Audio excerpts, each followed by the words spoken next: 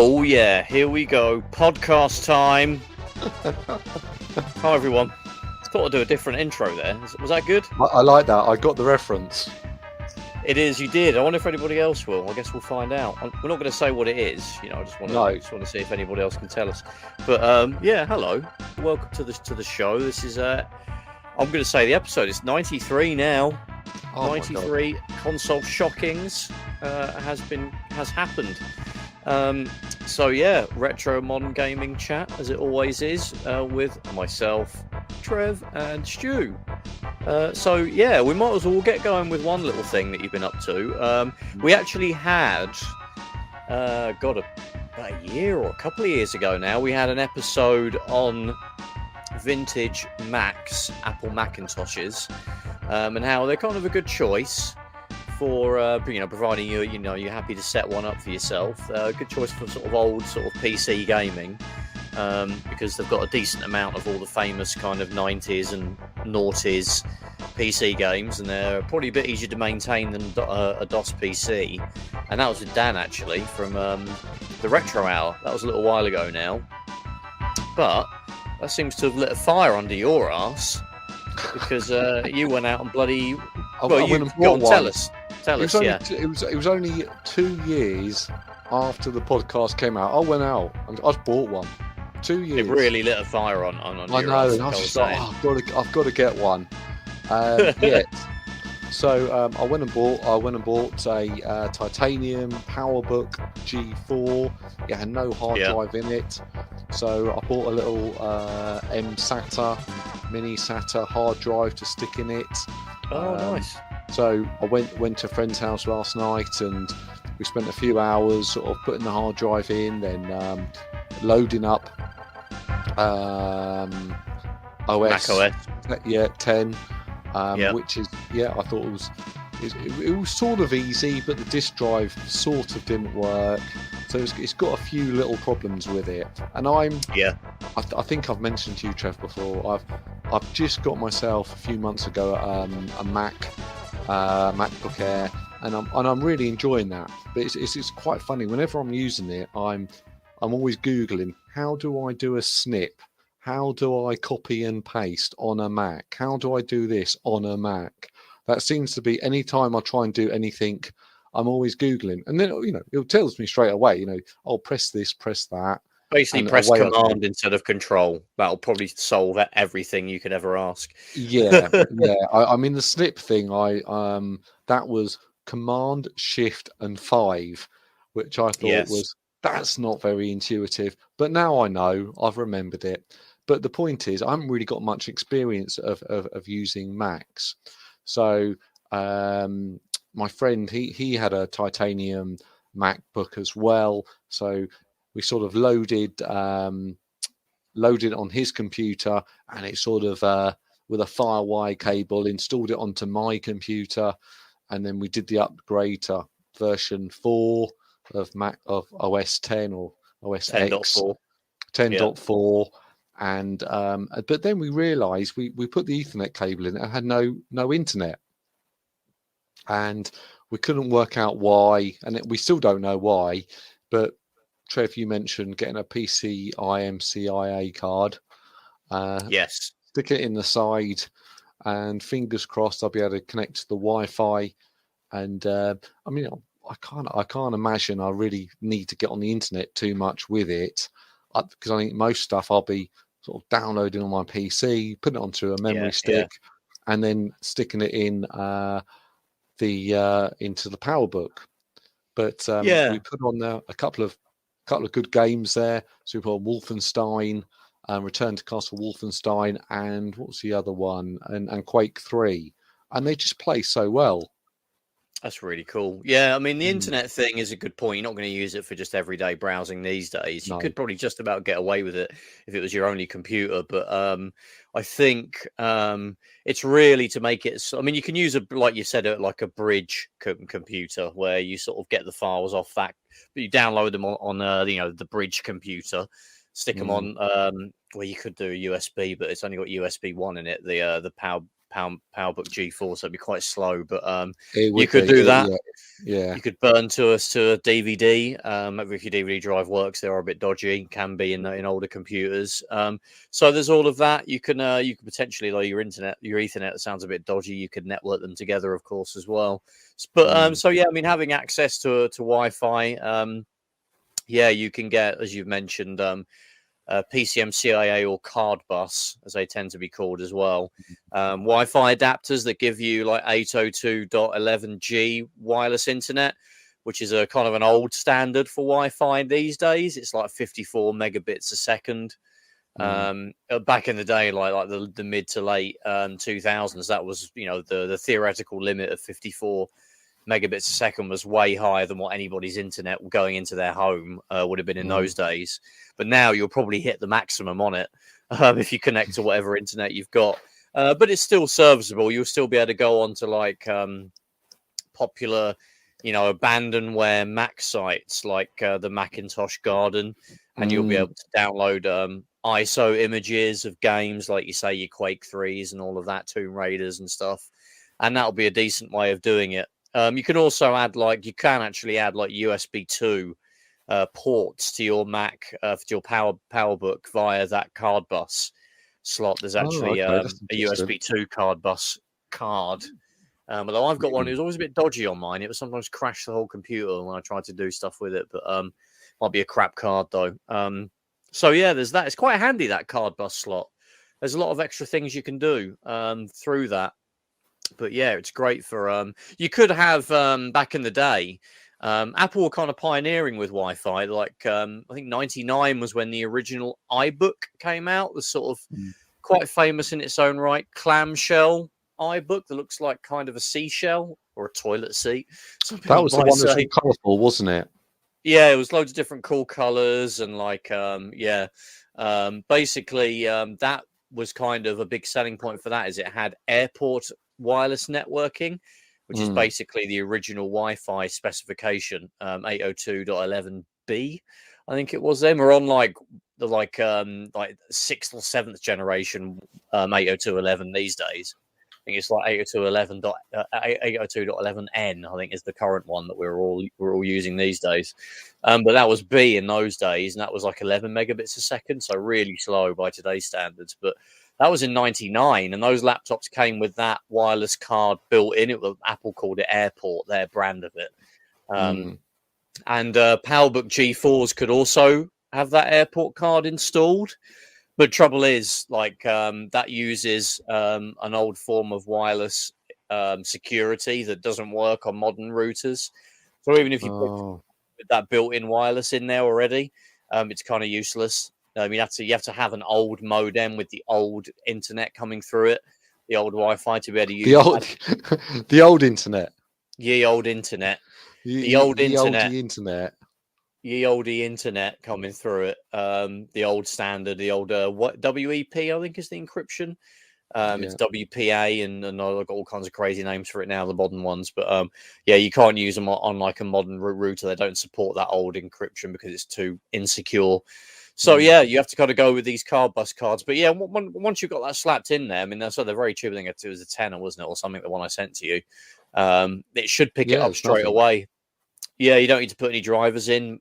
Mac OS 10.4 has card bus Wi-Fi drivers built in, so you just slap that in there, and it'll just pick it up and it will connect to your router. You might need to set your router to have a mixed mode standard, so it can allow WPA2 security as well as modern security, but most routers allow that. You have to go into if it's a Sky Hub or a BT Hub, you just go into the admin web page of it that often you can get into fairly easily and just turn that on. But yeah, I still wouldn't recommend buying anything off eBay or PayPal with it.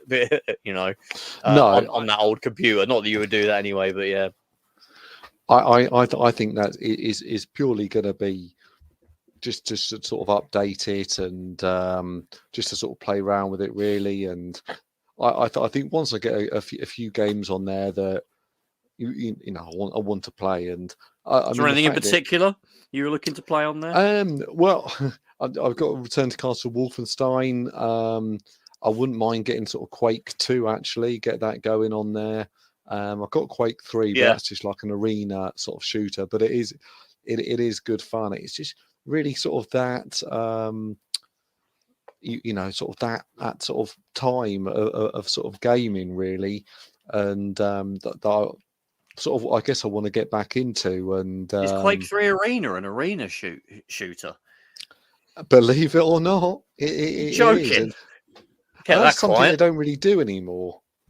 No, I mean, you've got like kind of, I don't know, I guess battle royale sort of games have kind of taken over, really, haven't they?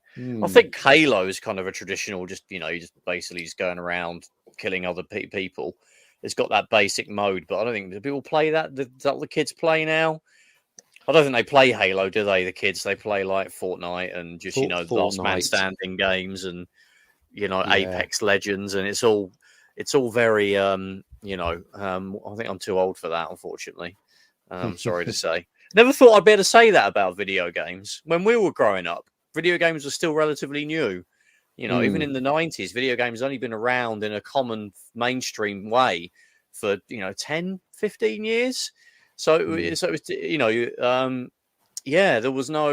there wasn't prior generations that could tell us about the good old days and how we played this, or, we like, the oldest games to us were only sort of 10 years ago, and they look pretty similar to, Atari 2600 was about where it started. And I don't remember sort of looking at them and thinking, oh, that's a baby's toy. That was just, maybe some people did, but I saw them as kind of just, the stepping stone to where we were at that point. But it's funny because I was playing, I went on like a family holiday. My girlfriend's family, we all went I think at Plymouth we were a couple of years ago, and I took like my Vita, and there was one night. It was like my girlfriend and her family and her brother has lots of kids. They go from ages to sort of teens all the way up to like the youngest is like 8 or like 3 or 4 years old. But I was playing one day. I was just randomly playing my Vita because it was just an evening where we were just sort of chilling out, doing our own thing. And one of them came up and said, "What's that you playing?" I was like, "Oh, I was just playing Vita." And he's like, "Oh, what are you playing that old thing for?" I was like, "Wow." I was like, "Yeah, that's an old." I mean, he's like 8, and that came out in like 2012. So he wasn't even born, when this thing came out. So this is to him, this what to me still feels fairly modern, came out in this like nebulous, ye old video game time that is just consists of everything before PS4, so I think that's crazy because we don't really have that. I mean, I guess the Atari 2600 was out before we were both born, but and before we got into games, but it wasn't like something that was so old when we were getting into games that it was just something we would just dismiss as that's a stupid thing that no one plays anymore. I mean, to me, an old video game is things like the ColecoVision or the Atari 2600. Even the Spectrum. You see that and you think it sounds awful, but it's a struggle to play. But when we were kids, they were still when we were first getting into games, they were still getting games coming out for them. I mean, God, the last 2600. Oh yeah, well, I bought a insane. I bought a Spectrum, and the reason I got a Spectrum was, I went to Boots, Boots the chemist, and they had I sort of walked around, and they had the most games of all the different systems was on the Spectrum, and they literally had about 5 or 6 bays full of Spectrum games. So I thought, well, they've got the most games, so that's the one I want to get. And you made a good choice.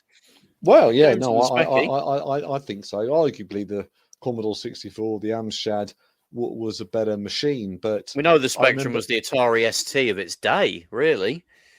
Well, it was the most popular one. Yeah, the Atari ST of its day. Yeah. Thanks for confirming that. Amiga. Thanks for confirming that. I think you mean Amiga. Oh yeah, that's the other one, isn't it? The Amiga. Yeah. The good one. The one with good sound and scrolling. That one. But the fundamental things that it had. Yeah. The one with the fundamental things to make games. Yes. Let's not talk over each other here. Back in those days, it was all about the games were $2.99 for the Spectrum, and then I remember seeing NES games, and they were like $59.99 or $49.99, and I thought, no way can I ever afford one of them. That's crazy. But you know, sort of taking it back to the sort of the PowerBook is, you know, I bought this PowerBook for £50. I bought a hard drive for a tenner, a case. Actually, my mate gave me a case to put the little hard drive in, and then the Wi-Fi card for a tenner, and then you can download all these games from a certain period in time that play really well on it for absolutely nothing. And so there's so much sort of it almost feels like, oh wow, this is, you know, great value for money, and I'd recommend anyone would do the same thing. And, we're not going to dwell. Yeah, definitely. I mean, we're not going to dwell too much on it. We did a whole episode on it, basically, where we sang its praises. I mean, a quick sort of Cliff Notes version is, it's just in terms of vintage computers. I mean, everybody just thinks of LGR and 8-bit guy and, like, you know, let's set up a DOS, you know, gaming PC, but they're quite difficult to deal with, you know, DOS drivers and config sys and, you know, autoexec.bat and configuring all of that. Obviously, you know, someone will probably say, oh, well, that's easy. You just go and do this and do that. Yeah, for someone that knows what they're doing, it's easy. But if you just want to be able to get in and get out, and a Mac is a good way to do it. You haven't got to worry about drivers, really. The drivers are just there in the OS, and they're just going to work. The games will just work because there was a very finite set of computers that Apple made that these games were designed to run on, and they're all have like common graphics cards and common components. So you don't have to worry about that stuff that you would get with getting DOS stuff or even early Windows stuff going. So they're a little bit easier. Obviously, you know, the library is nowhere near as big, but I think most of the classic greatest hits, you know, of PC gaming, you probably be able to get a Mac version of, like you've already said, Quake 3 Arena and like Tomb Raider and a Doom and Quake and even like things like Wipeout 2097 and stuff had like Mac versions and Secret Monkey Island, SimCity 2000. You know, they've all got Mac versions. Macintosh Garden. That's a really good place to go to pick up all of that old abandonware now. I think I'm going to spend quite a lot of time on that site downloading bits and pieces.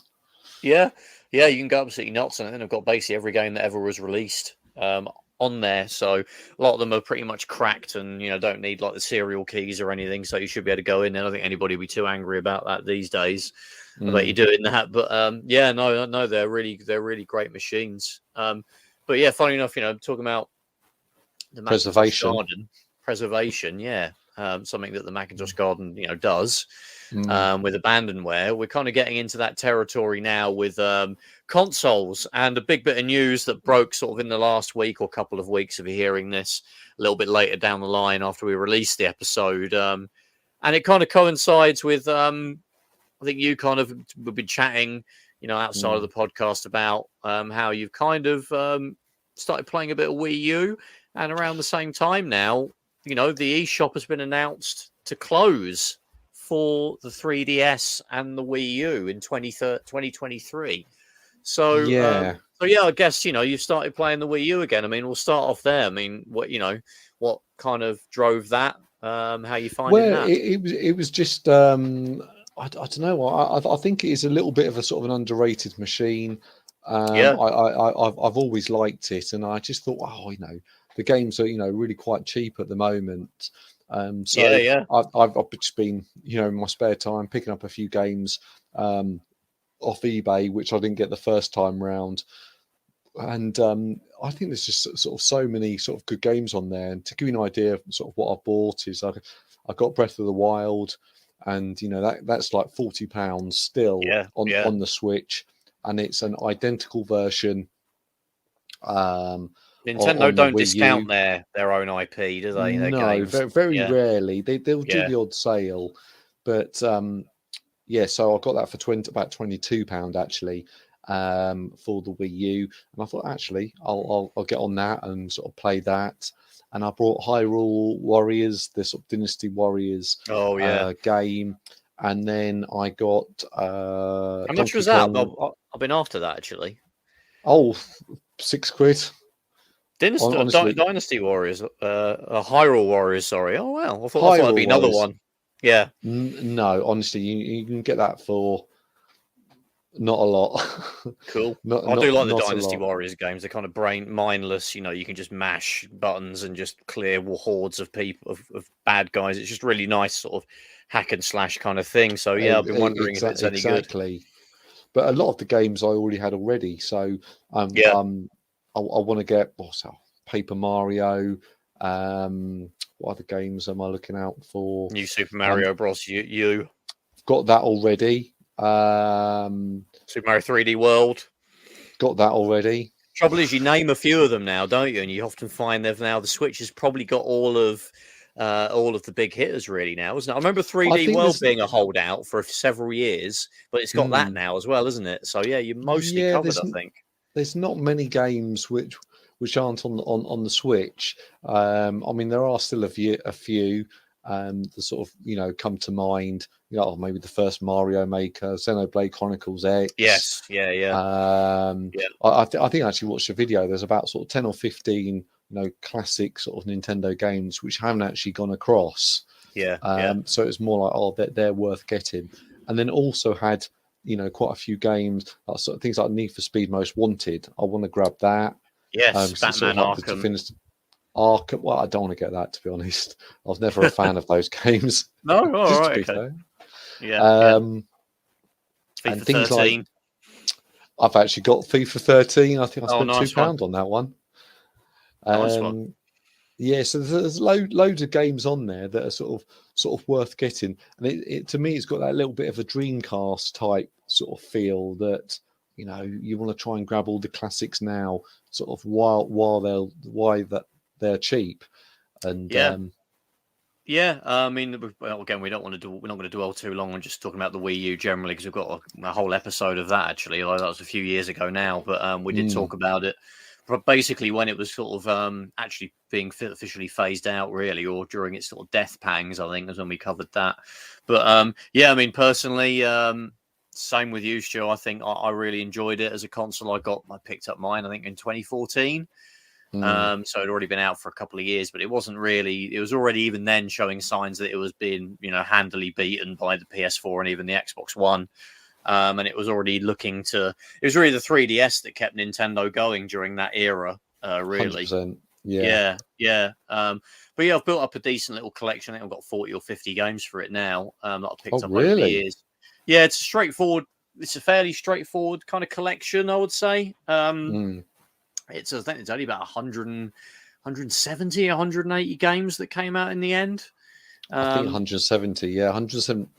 Someone said 171. I read that on the forum. It's low 170s, I think. So yeah, it's fairly straightforward to collect for. A lot of the games, like you say, are mega expensive. There are some oddballs like Zumba Fitness World Party is like really expensive. A few weird. Yeah, got that already, Trev. Yeah, smashed it. Smashed it. Completed that. It. Got all the achievements. Yeah, got all completed on Insane.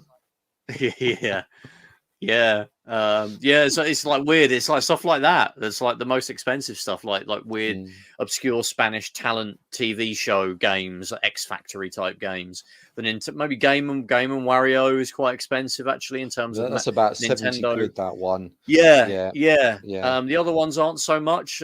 Maybe a big factor is the fact that they've been re-released now, like we just mentioned, Mario 3D World, which took a while to end up on Switch, but it is now. Captain Toad, Hyrule Warriors, I think, is on the Switch as well. It is, Smash, of course.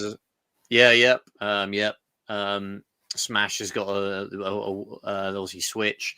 New Super Mario Bros. U, that's obviously on the Switch as well. So it's mostly got everything on there now. There really isn't a reason for those to be expensive.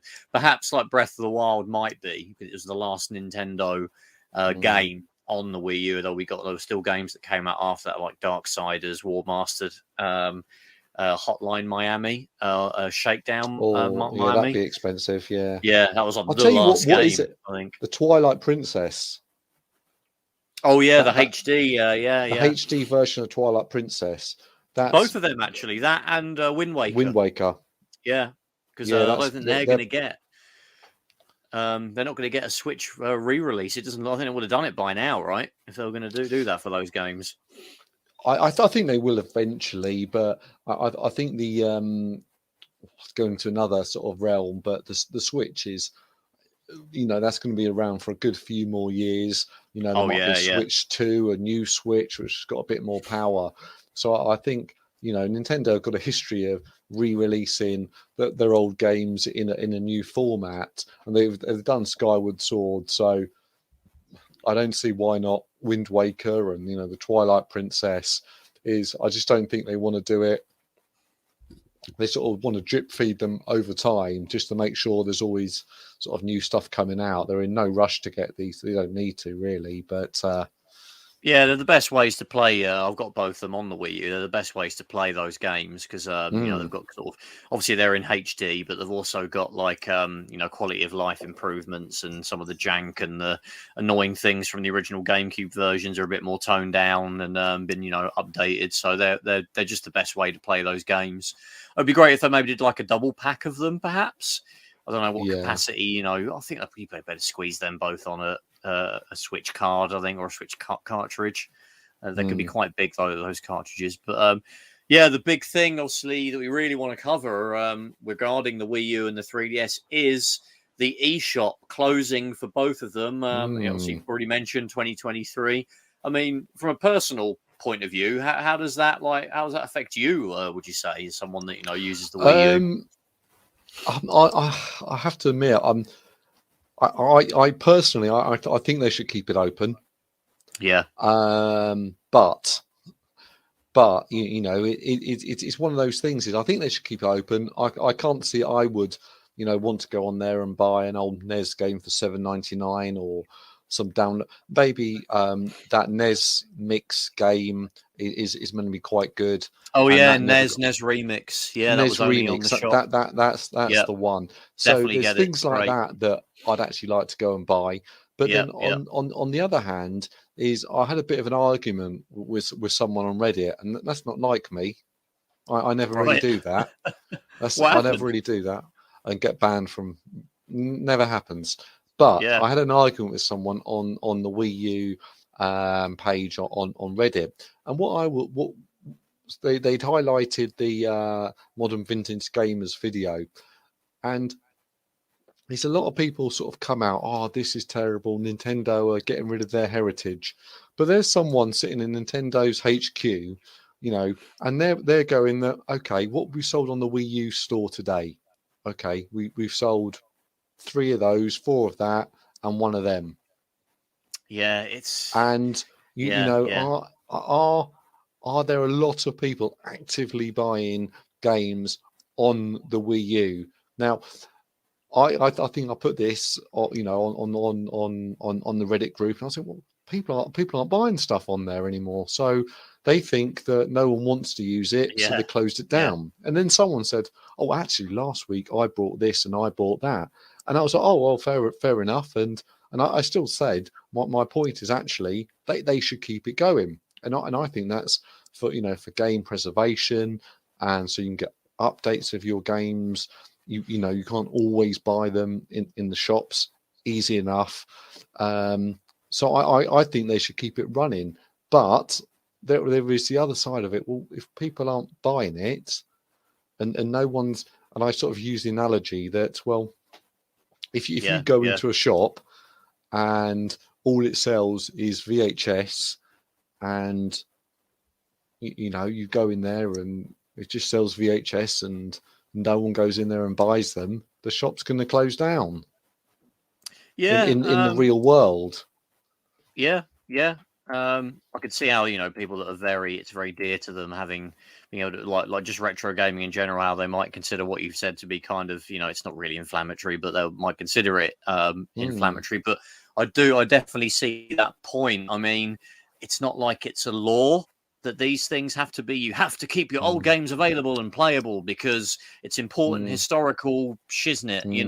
There's nothing like that.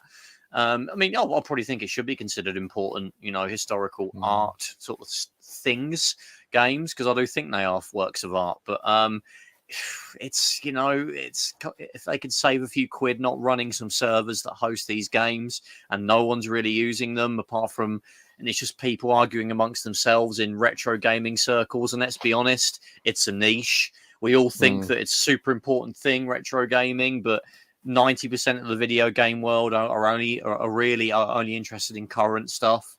And I've mentioned it loads of times before. There's people our age that they just play the current stuff. They as soon as the new generation drops, they march their old PS4 and Xbox One to CEX, sell them, get the money for the new stuff, plug in their new stuff, or at best it goes up in the attic.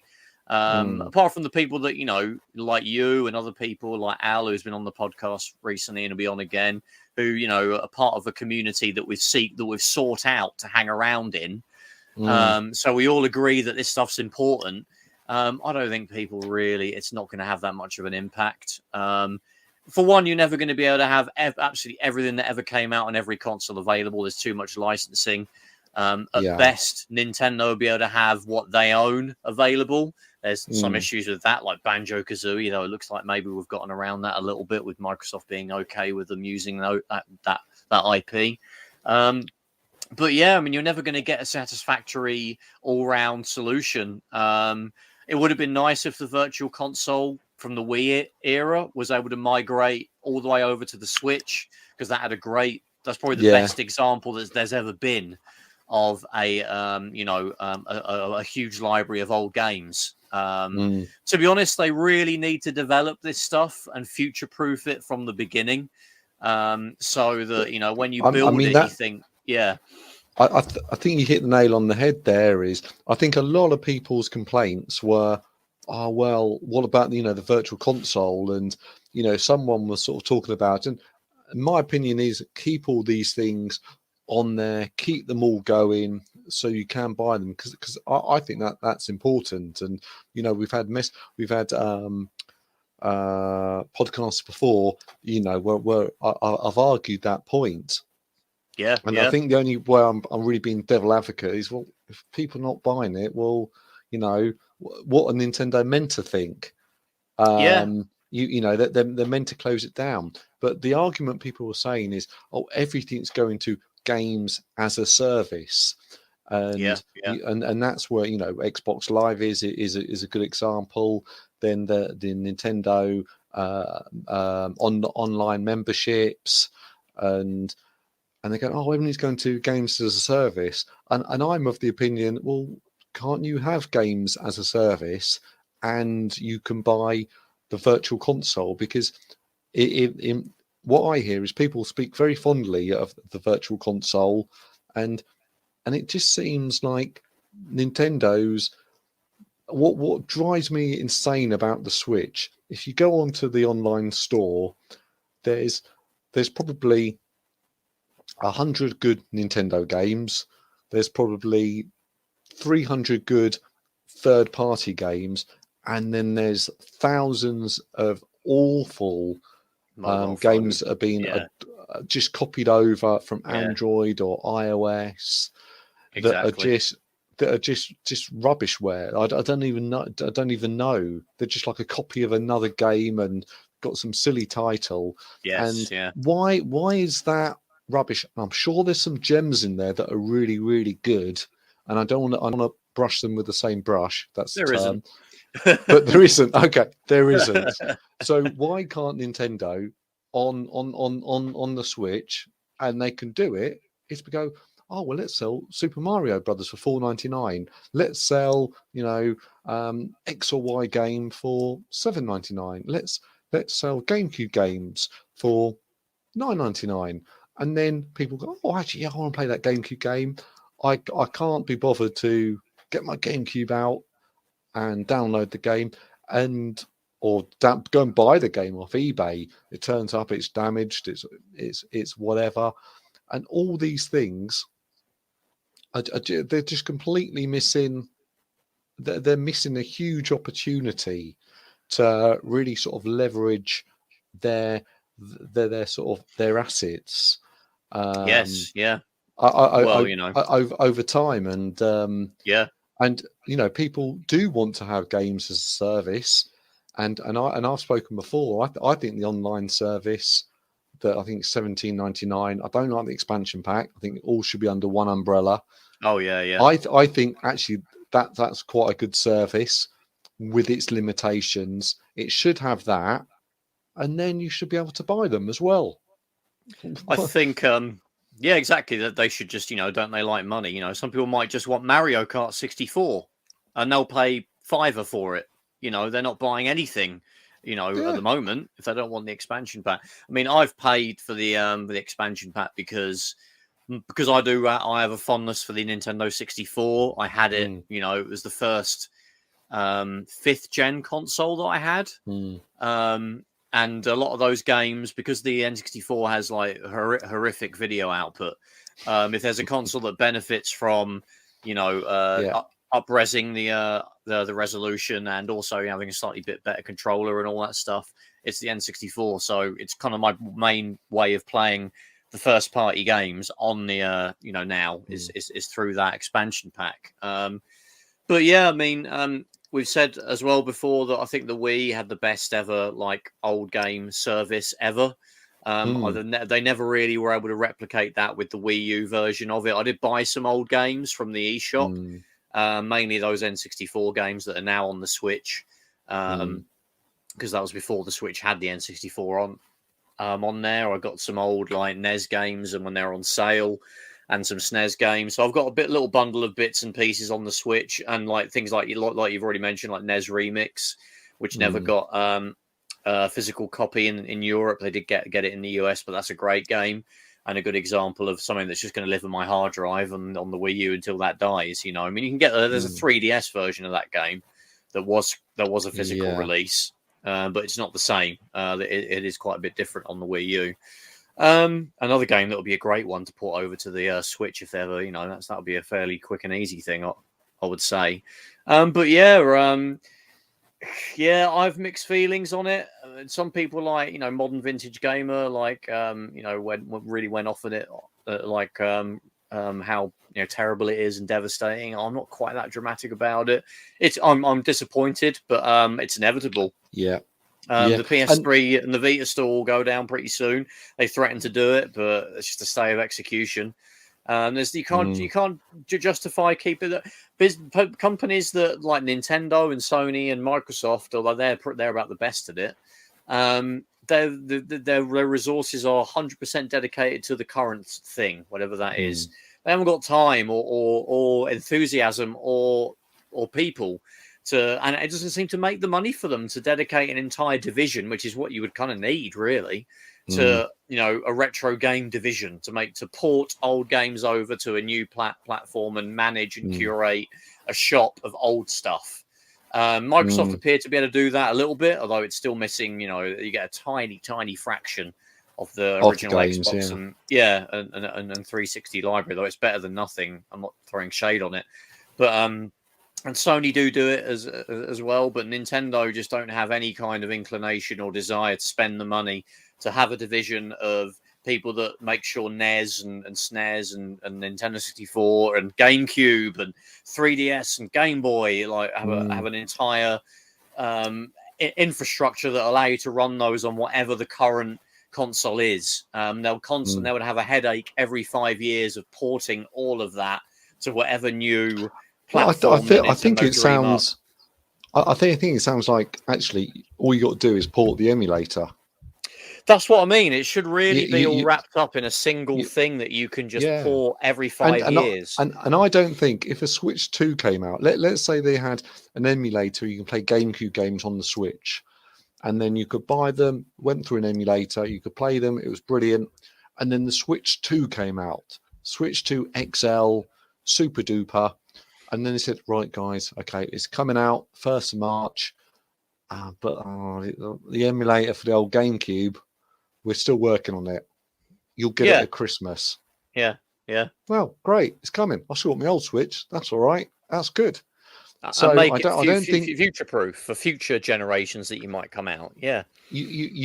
So and it just pushes people towards illegal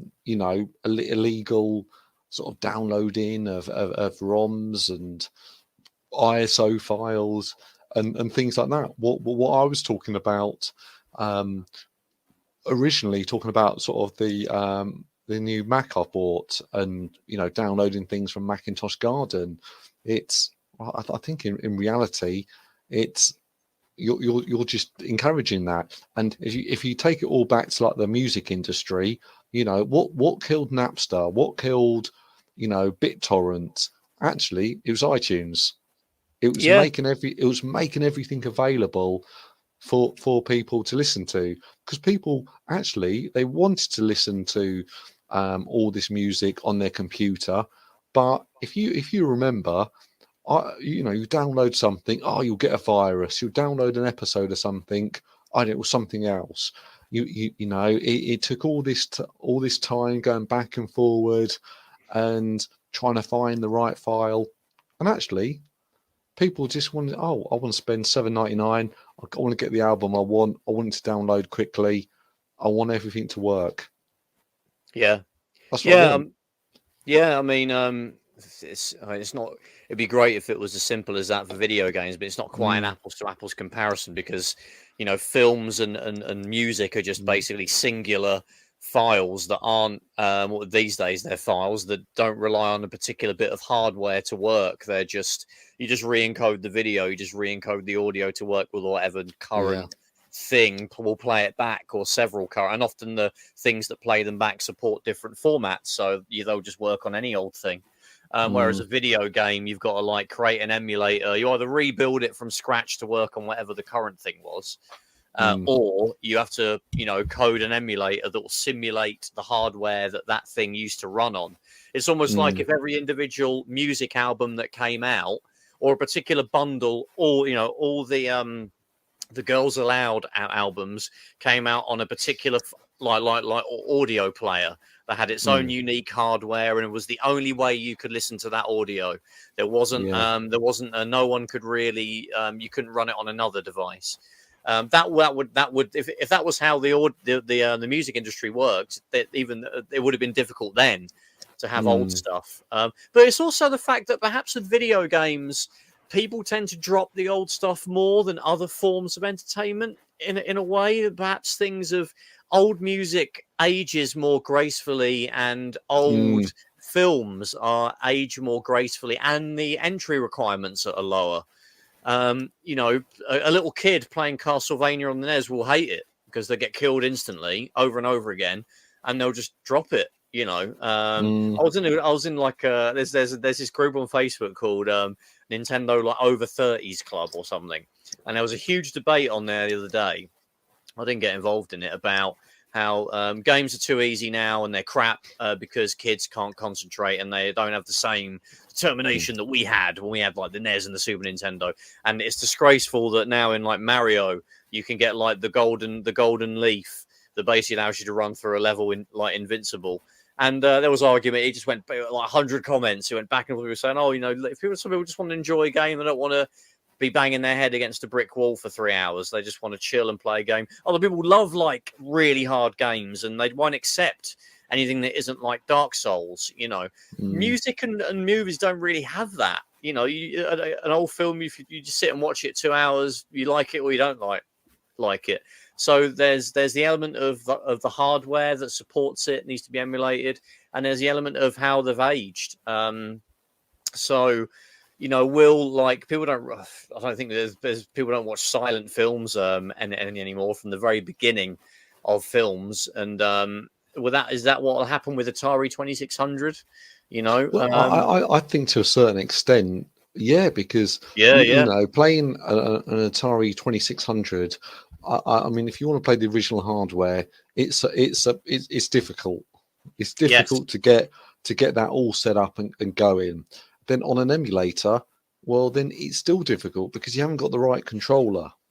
The game itself is quite abstract, or the games can be quite abstract. Exactly, now as well. The games are abstract. And to agree with your other point is, I remember a little while ago, I think I watched Casablanca or something, or Singing in the Rain, and these were classic films, and they were generally, I enjoyed it as much as I would do a film made in 2019. And yeah. And in fact, I might have even enjoyed it more because there were lots You of. didn't watch Casablanca, you watched bloody Bad Boys or something, and you're just I pretending that you're watched the new Bad sophisticated. Boys recently. There you go. Yeah, Yeah, and so you and did. Well, there you go. You did. I did. You Well, I watched watched the Michael new Bay Bad films. Boys. Was it Bad Boys Return, the third one? Bad Boy 3: Anyway, The Revenge of the Boys, or something, I guess, isn't it? yeah, and The boys are badder. exactly, and that was good. But the point was, old films, they can watch them. But Yeah, imagine playing a video game that was made in 1944. yeah, And exactly. that's 70 years. Yeah, And we might be saying in 70 years time, in 50 years time, people are able to play games from 2022, and someone's on a yeah. podcast talking about, oh man, what's it coming out next week, Elden Ring or something, Elden Ring, or they're going, oh yeah, I've played that Elden Ring. It's 50 years old, this game, but it's still it's still got something about it. And potentially people will be saying that. And Yeah, I mean, it's already happening.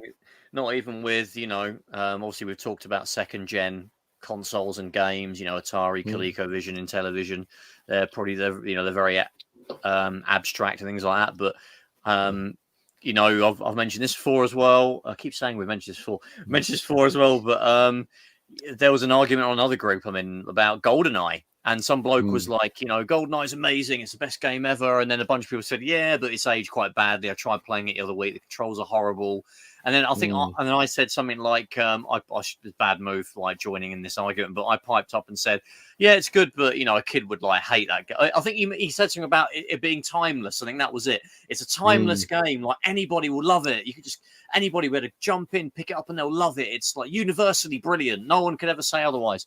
And I said like it really isn't. A kid like picking up like the Trident NES Nintendo 64 controller, they'll hate it. They won't like the controls. You could maybe mitigate that if you use the 2 controller option where you can simulate the 2 sticks, but that's even looks ridiculous like in itself. So, the frame rate is terrible. Like the structure of the missions would probably be a bit weird to someone. It wouldn't appeal to a young person. I love it, but we grew up with it. So we're super, super biased. And he was like, no, you're talking crap. They would love it. A kid would love it if they played it. It's like, no. No, yeah. I think I 100% agree with there, Trev. They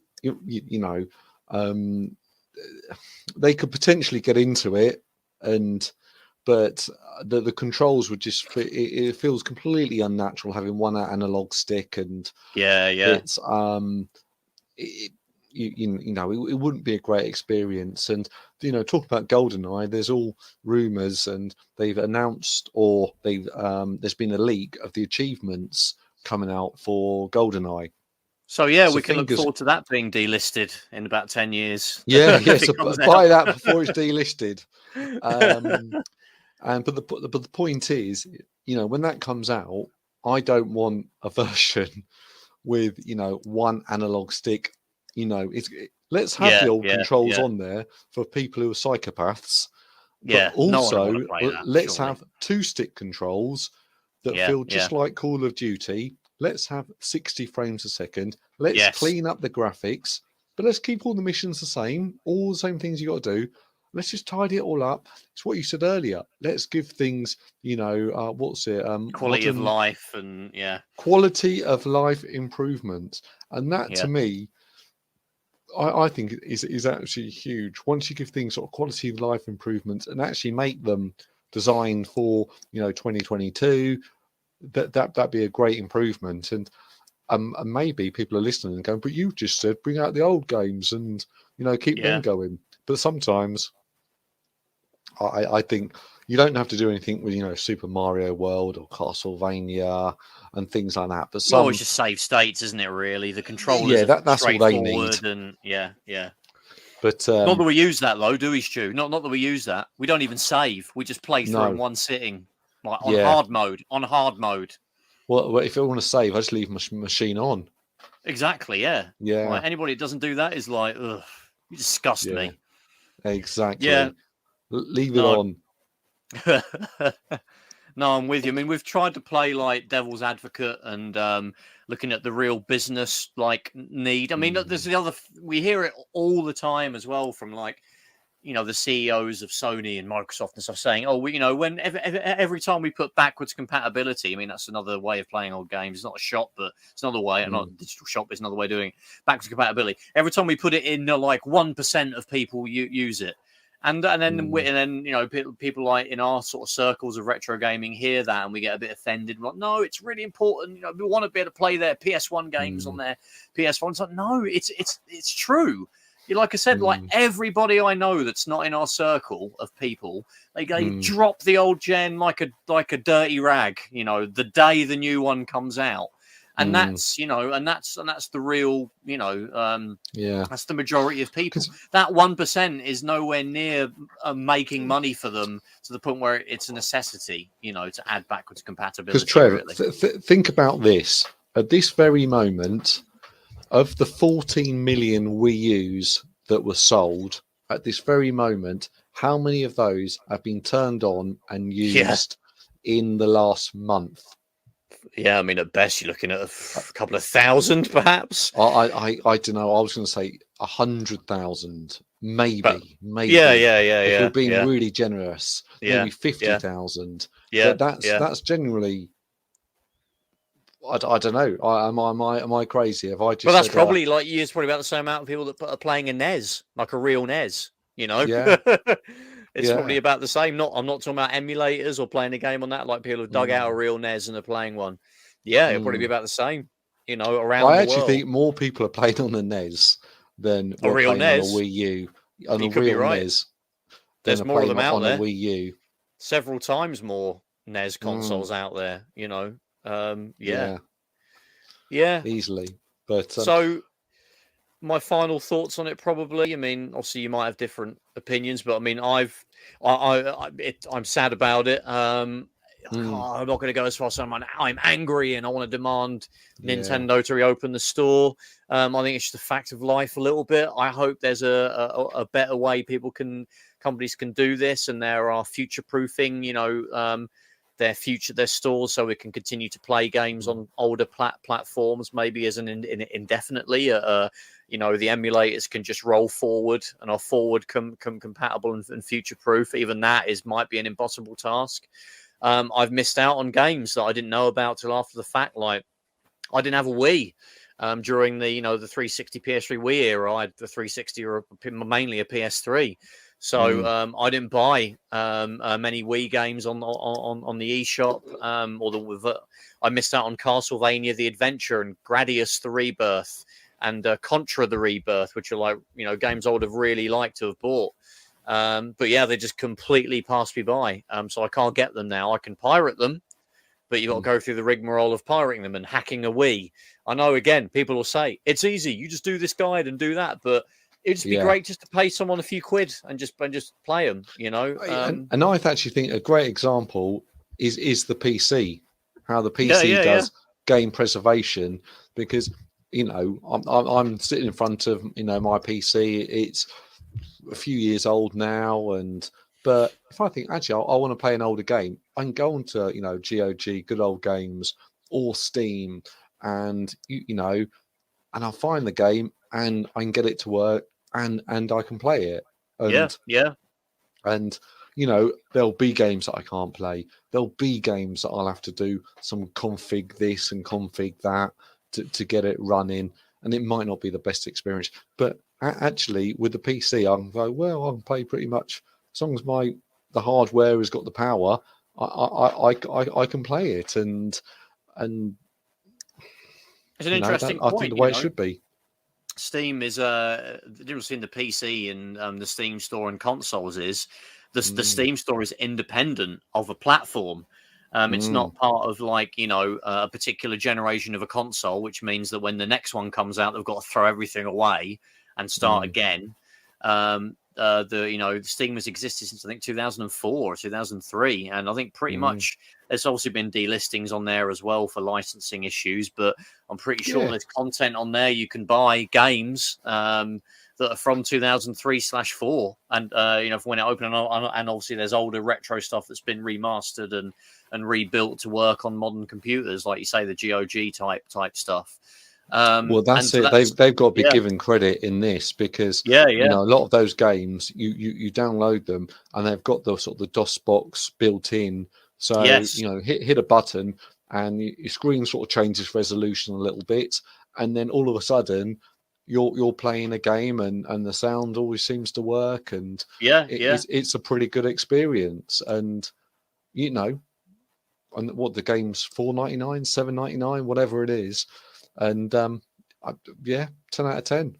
Yeah, I mean, a game I dip in and out of every now and then is a mid 90s PC game called Mega Race, which I used to love when I was a kid. And I can play that you can buy it on Steam. And I'm looking forward to like kind of one thing that excites me about when I get my Steam Deck, hopefully in the summer, that'll run on that. And I'll be able to go around and play like Mega Race on like my Steam Deck, which will be kind of hilarious in itself. But those old games, and another great thing about the Steam Deck is you could run install Windows on it, and you could run RetroArch and run PS1, NES, SNES, Mega Drive, GameCube. Well, surely there'll be a RetroArch version for Steam OS or Linux? I think there already is. I think there already is. I think you can download a Steam version of RetroArch, which I always thought was a bit odd. I've never actually done it because I've already got RetroArch, I just set it up independently of that. But I think you can go on Steam and install a RetroArch for them. So perhaps you just didn't get that Steam OS version, and bang, it just works, which would be amazing. The ROMs are just your bog standard ROMs. Just pop them on the SD card, and you're good to go, I guess. So yeah, I mean the PC's a different ball game. It's a lot easier to run. There are issues with like DRM and things like that. And sometimes you might have to sail the high seas to get around those things. Like I've talked before about how difficult like Grand Theft Auto 4 is to get running on a PC, especially if you try it from the original DVDs, which I did. There's loads of weird, authentication sort of crap that's on there that was really for 2008. And a lot of it's died, in the subsequent years. So I'm pretty sure we get the digital version of that game now from Rockstar Launcher, or from, I think you just buy it from Steam, can't you? And have all that stuff stripped out these days. But it's sad, but I don't think that it's really going to change. I think Microsoft, I think, will probably keep being the best at it. I think you'll still be able to buy 360 games for the foreseeable future. You can still go on a 360 console and download and buy, a huge proportion of the Xbox Live Arcade without any issues. A bunch of games have been delisted, but there's still a ton that's on there.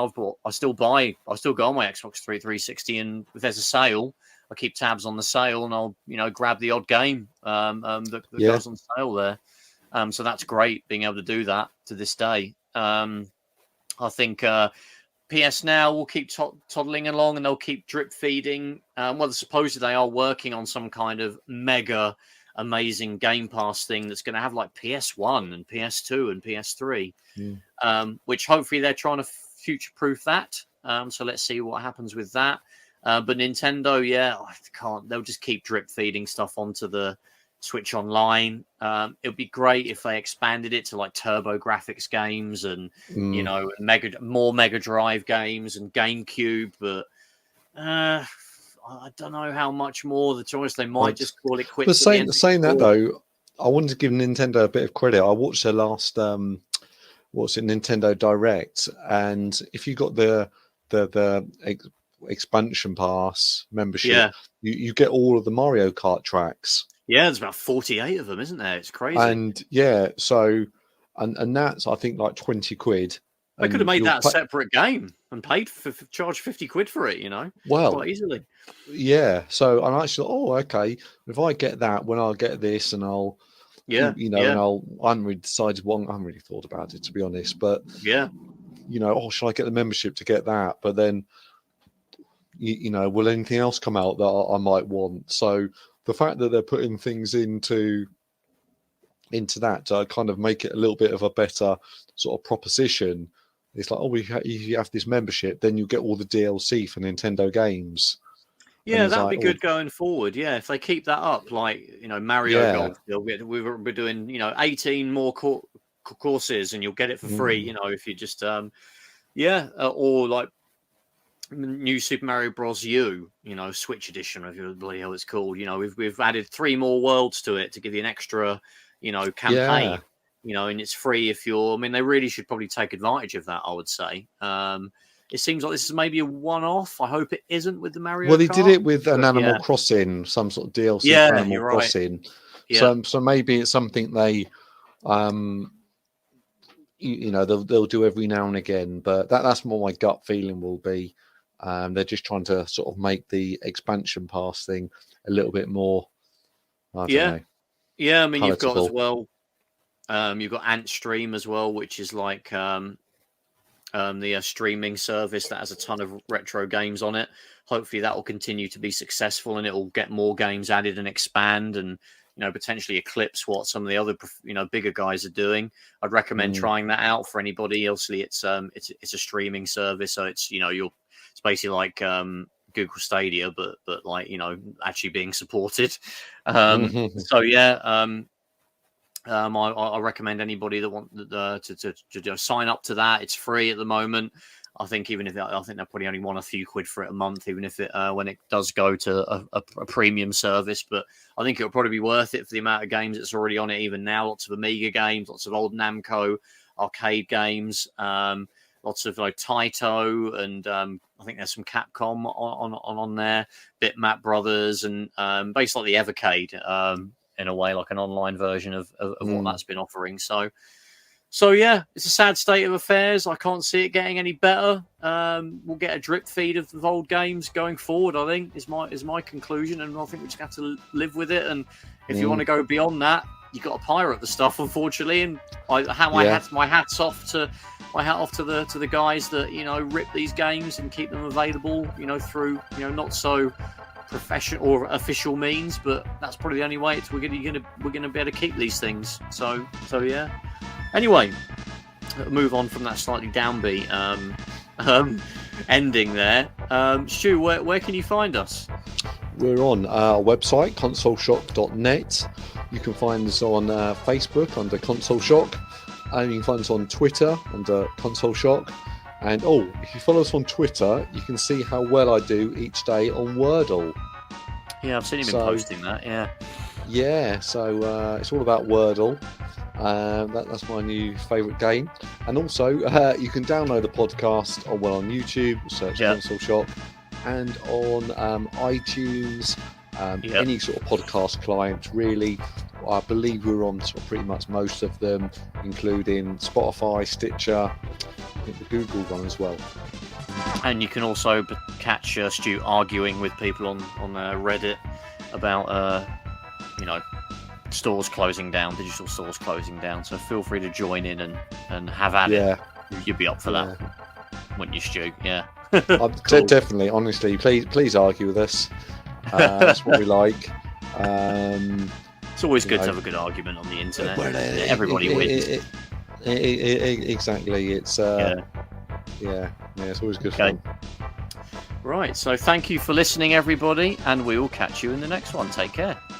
Take it easy, guys. Bye-bye.